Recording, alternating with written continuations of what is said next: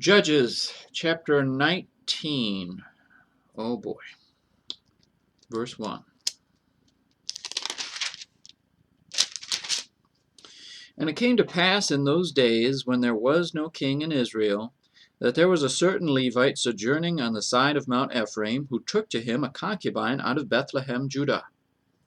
And his concubine played the whore against him, and went away from him unto her father's house to Beth-lehem-judah, and was there 4 whole months. And her husband arose, and went after her, to speak friendly unto her, and to bring her again, having his servant with him, and a couple of asses. And she brought him into her father's house. And when the father of the damsel saw him, he rejoiced to meet him. And his father-in-law, the damsel's father, retained him, and he abode with him 3 days. So they did eat and drink, and lodged there.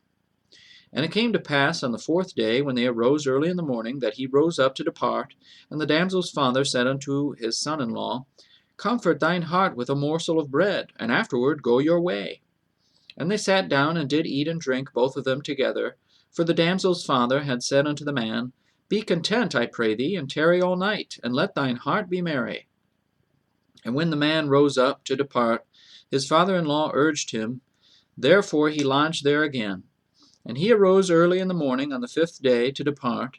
And the damsel's father said, Comfort thine heart, I pray thee. And they tarried until afternoon, and they did eat, both of them. And when the man rose up to depart, he and his concubine and his servant, his father-in-law, the damsel's father, said unto him, Behold now, the day draweth toward evening. I pray you, tarry all night. Behold, the day groweth to an end. Lodge here, that thine heart may be merry. And tomorrow get you early on your way, that thou mayest go home. But the man would not tarry that night, but he rose up and departed, and came over against Jebus, which is Jerusalem.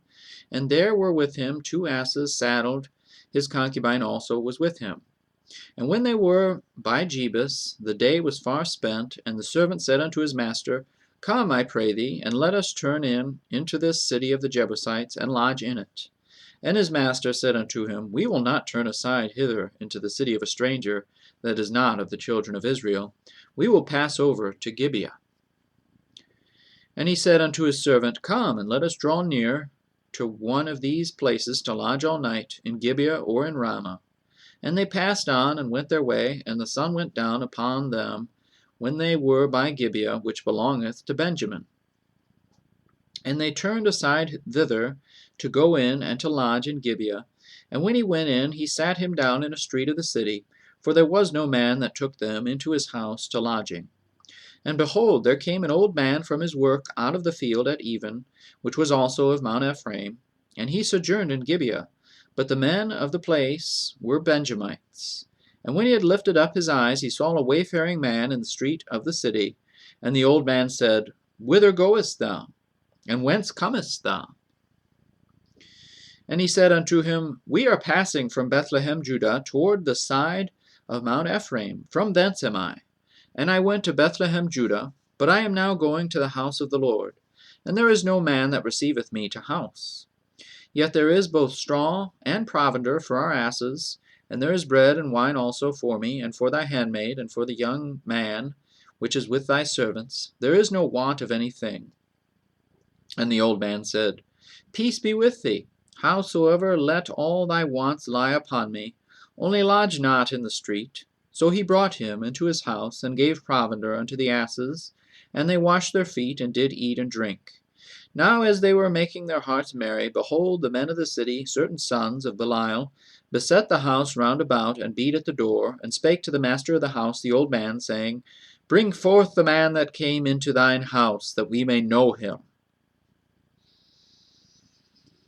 And the man, the master of the house, went out unto them, and said unto them, Nay, my brethren, nay, I pray you, do not so wickedly, seeing that this man is come into mine house. Do not this folly.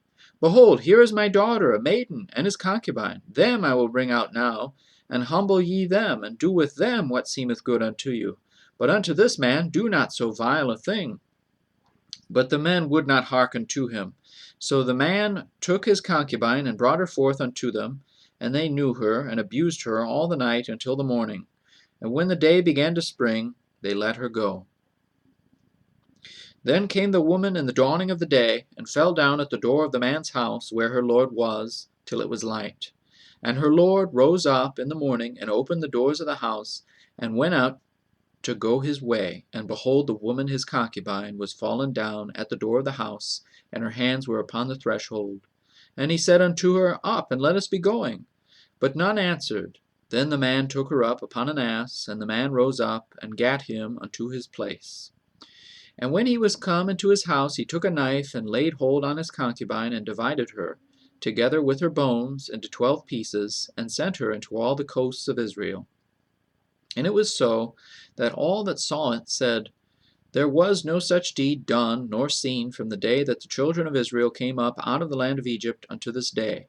Consider of it, take advice, and speak your mind.